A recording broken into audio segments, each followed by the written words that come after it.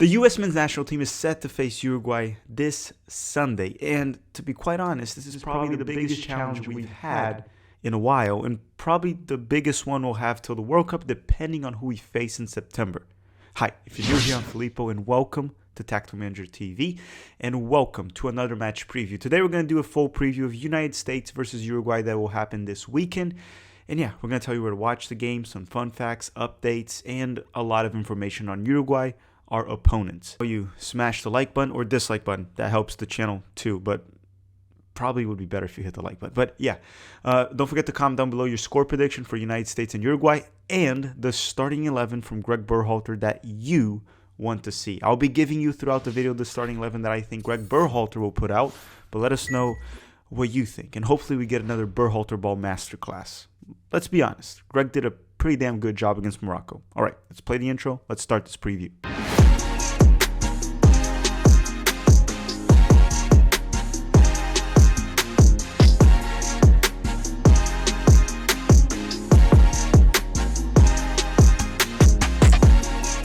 The United States is set to face Uruguay June 5th at 5 p.m. Eastern Time this Sunday at Children's Mercy Park in Kansas City, Kansas State. Not Missouri, Kansas State.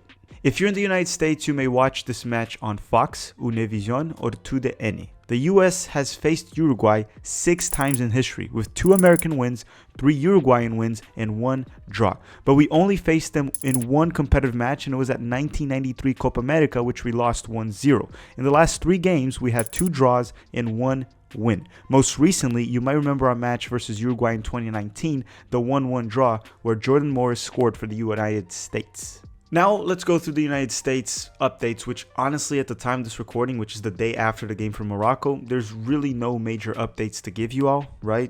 Doesn't seem like any players are injured. There's obviously no suspensions. These are friendlies. So right now, let's go through the starting 11 I think Greg Berhalter is going to put out to face Uruguay. So against Morocco, at times, or most of the time, we looked like we were playing a back 3 because Reggie Cannon looked like a center back playing on the right side, right? He wasn't pushing up. It looked like it was Reggie Cannon, Zimmerman and Long, then Cannon, CCV and Long, with Robinson pushing up high up the field like Greg normally likes his fullbacks to do. But for this game, I think Greg, that he has teased us of playing a back 3, he might actually go with a real back 3. Right, playing a 3-4-3 or a 3-4-2-1. The reason I say 3-4-2-1 is because he could have the wingbacks pushing high up the field and have the wings pinching in, and it'll look more like a 3-4-2-1. But regardless, 3-4-2-1, 3-4-3, I think he's going to the back 3. Let me tell you the players I think he'll start for this match against Uruguay. Plus, Uruguay plays with a front 2, so playing with a back 3 versus a front 2 could be beneficial. I guess Morocco too, and so does Iran, but these are the players I think will start against Uruguay. Okay, so the goalkeeper, to me, almost a no-brainer. Greg will likely start Matt Turner, especially after that performance against Morocco. Matt Turner was fantastic on the shot stopping, and with his feet, he wasn't perfect, but he wasn't horrible either. He is what it is with his feet. It's not going to improve much. I'm fine with Ethan Horvath getting a chance. I would actually like for Ethan Horvath to get a chance, but I think Greg will go with Matt Turner, and I think it's pretty reasonable to go with Matt Turner. Now, the center backs for this game, Walker Zimmerman will likely be the right center back in this back 3. He did start the last match and he was subbed off at halftime, so he's pretty well rested and good to go against Uruguay, and I want him to be tested against Uruguay. That's going to have some amazing forwards like Cavani and Darwin Núñez. Now, the central center back will likely be Eric Palmer-Brown, and that's also the position he plays for his club in France. He plays as a central center back in the back 3.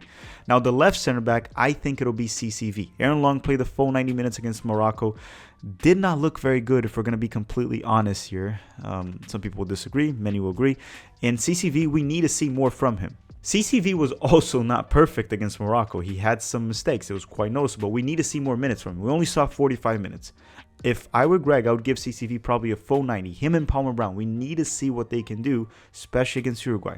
Okay, so that's the back 3. Zimmerman, Palmer Brown, and CCV. Now, the wingbacks, I think he's going to try Joe Scally as a right wingback, give him more minutes, give him a start, right? He played as a wingback most of the season for Borussia Mönchengladbach, like what I did that with my German. And then the left wing back will probably be Jedi Robinson once again. He pretty much kind of played as a wing back, if we're being completely honest, against Morocco. So the wing backs, Robinson and Scally. That's who I think Greg will play. Now, the dual pivot midfielders, I don't know. I have some doubts if he's going to go with Musa and Tyler, De La Torre and Tyler. I don't know. But I actually think he's going to go with Tyler Adams and Luca De La Torre for this one. Yunus Musa wasn't that great this match. Weston McKennie can't go the full 90 minutes yet. Brendan Aronson probably will be a winger for this one. I don't think he's going to play Brendan on dual pivot, as he was more of a 10 attacking midfielder pretty much. So I think he's going to go Tyler Adams and Luca De La Torre. By the way, Luca De La Torre played very well as a 6. Now, for the wingers, I think he's going to go Brendan Aronson on the right wing and Pulisic on the left wing. So Timothy Weah would come off the bench for this one. But it is possible that Weah would start over Brendan. But after Brendan's performance, I can see him starting on the right wing to see, again, what he can do out wide against a tougher opponent. And up top, I think Haji Wright will get his start. And again, Haji Wright was also not perfect against Morocco. Despite scoring the penalty kick, he wasn't perfect. But we do need to see what he can do against another side. We already saw a lot of Jesus. And I talked about this on the 7 things we learned about Morocco, right? The 7 things we learned about the Morocco game, about our 9 situation. It's far from resolved, and it just won't be resolved by the World Cup. It's going to really depend upon the opponent, form, and the attributes each player's skill set each player's offers. All right. So just to recap, the starting 11, in my opinion, that Greg Berhalter will put out will be Matt Turner on goal, Zimmerman, Palmer Brown, and CCV on the back, Joe Scally as the right wing back, Jedi Robinson as the left wing back, Tyler Adams and Luca De La Torre as the 2 dual pivot central midfielders, Brendan Aronson on the right wing, Pulisic on the left wing, and Haji Wright as the center forward. All right, hopefully by now you've commented down below who do you want to see start against Uruguay this weekend. Also, don't forget to smash the like button if you haven't already. Now let's talk about Uruguay and how they got here. World Cup qualifying, how they played, the players they got. There's a lot to update, and players that are missing too. 2 key players that I want to address. Uruguay is currently ranked 13th in the FIFA ranking at the time of this recording. And in the 2022 World Cup, they are placed in the same group as Portugal, Ghana, and South Korea. Man, one thing I'm looking forward to in this World Cup is that Luisito Suarez reunion with Ghana. Many of you might know what I'm referring to. Despite being extremely talented and a strong side, the 2-time World Cup champs did struggle in World Cup qualifying down in CONMEBOL.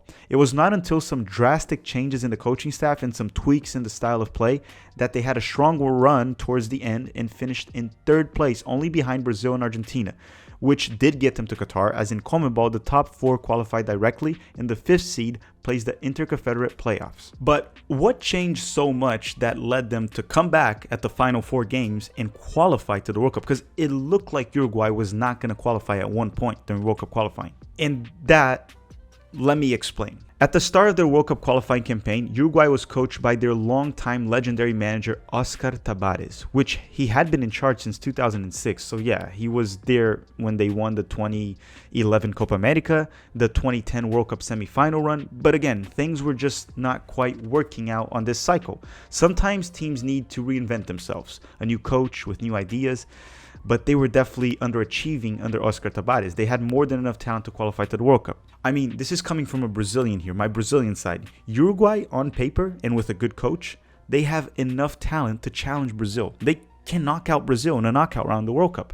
So them not qualifying would have been a major underachievement. This team is not a joke. Tabares was fired with just 4 rounds left in World Cup qualifying after a 3-0 loss to Bolivia, and with Uruguay outside of the top 5. And again, as I said, the top 4 qualified directly. The 5th seed goes to the Interconfederate playoffs. So they were not even getting the Interconfederate playoffs. Then Uruguay went on to hire the current coach, Diego Alonso, former Inter Miami, to take charge. In terms of formation and style of play, we saw a lot of similarities. They still play on the 4-4-2 or 4-2-3-1.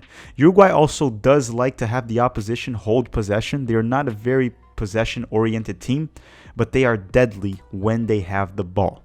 Look at it this way. Alonso took over Uruguay and they won all 4 games left in World Cup qualifying to qualify, to which, in terms of possession, they had less possession than all the opponents besides their win against Paraguay. Even their 4-1 win against Venezuela at home, they lost in possession 58% to 42%. So yeah, they will likely let the United States hold possession, which Greg Berhalter loves, and will consider it a dominant performance regardless of the final score. Now, in terms of players and talent, this team is stacked, and they also have a great mix of veterans and youth. I mean, you have to mention right away Valverde from Real Madrid that can play on the wing and can play at the central midfield. For Uruguay, most likely at the central midfield. They also have Araujo, the center back from Barcelona. The back line also counts with their captain, Godin, veteran Godin, that currently plays for the Brazilian League champs Atlético Mineiro, Jimenez, that plays for Atlético Madrid, and many more like Coates, the center back and captain of Sporting in Portugal. But of course, This team does not have to create many opportunities to score. They have Cavani, Suarez, Darwin Núñez, all as options up top that will punish you with one little mistake. I mean, Darwin Núñez might be the next big thing out of Uruguay right there at the center forward position. Playing for Benfica, he is linked to many European giants. Now, for this Uruguayan roster, Luis Suarez is not there. He won't face the United States. He's injured and didn't make it to camp. Also, Bittencourt, that plays for Tottenham and former teammate of Weston McKennie for Juventus, also is not available because he was scared of facing Weston McKennie once again. Okay, that's totally a joke and a bad joke. He's actually injured just like Suarez, so Bittencourt and Suarez will not be available for Uruguay. One player I also want to mention for everyone to keep an eye on, and I think Arrascaeta is one of the most underrated players in this squad. The attacking midfielder slash winger has been one of the best players in the Brazilian league for years. Now for Flamengo, he's often not talked about very much. He was also one of the best players in Brazil back when he played for Cruzeiro. So it's a very technical attacking midfielder, a player you should keep an eye on for this match if he plays. Oh yeah, and longtime goalkeeper Muslera has been benched as of late for Sergio Rochet, a much younger and honestly right now a better option for the national team at the goalkeeping position. He currently plays for Nacional in their domestic league. Yeah, keep an eye out for Arrascaeta, fantastic player. It's going to be a fantastic game, and as long as both teams bring in their A team, their best players that they can in intensity, it's a great challenge for both sides, for Uruguay and for the US men's national team. But again, it's a friendly, so whatever result comes out of it, whether it's overly negative or overly positive, take it with a grain of salt. I keep saying this. Just remember when we faced France before the 2018 World Cup, right? We put up a fight against France. They went on to win the World Cup, and we didn't even qualify to it.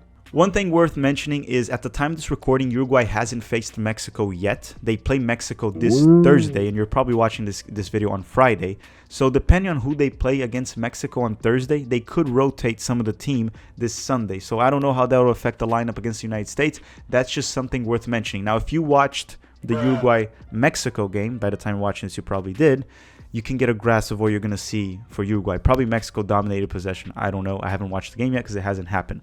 And also, obviously worth mentioning, if Uruguayan players get injured against Mexico, I obviously didn't mention that in that video because the game hasn't happened. So that can happen as well in the friendly Uruguay and Mexico that'll happen this Thursday.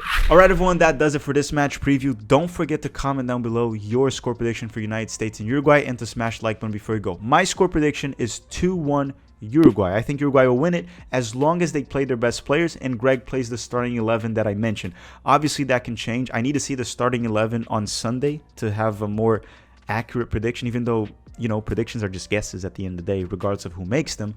But yeah, I don't know how much Uruguay will rotate after playing Mexico in the midweek. With that said, 2-1 Uruguay will be my prediction, but I'll probably change it during the live stream. We will be doing a live stream for that game, depending on the starting 11s. I want to thank you all very much for watching, and have a great day.